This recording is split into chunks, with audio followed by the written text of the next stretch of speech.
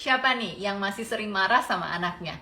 Dan coba deh, pernah nggak sih kamu memperhatikan ketika kamu marah sama anak kamu, efeknya tuh apa yang terjadi kemudian? Biasanya saat orang tua marah ke anak, anak-anak tuh jadi ngerasa takut sama orang tuanya.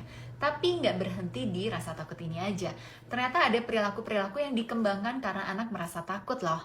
Ini juga untuk reminders para parents ya. Jadi misalkan anak tuh berbohong ke orang tuanya. Sebetulnya dia tuh merasa gini, kalau aku berkata jujur, toh aku dimarahin. Jadi untuk menyelamatkan diriku, lebih baik aku bohong aja. Toh kalau aku bohong, belum tentu orang tuaku bakal tahu kalau aku lagi bohong. Lalu kita sepakat ya kalau anak-anak itu adalah peniru yang ulung. Jadi saat kita sebagai orang tuanya marah-marah ke anak, anak-anak tuh juga bisa meniru sikap agresif kita sebagai orang tuanya pada saat marah.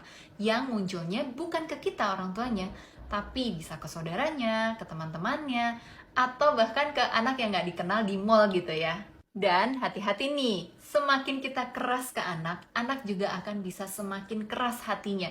Dan tahu kan efeknya kalau anak udah keras hatinya, makin susah lagi dinasihatin dengan cara apapun. Dan efeknya bisa aja dia jadi perilakunya semakin di luar kontrol dari orang tuanya. Ya bisa aja perilakunya jadi makin nyeleneh gitu.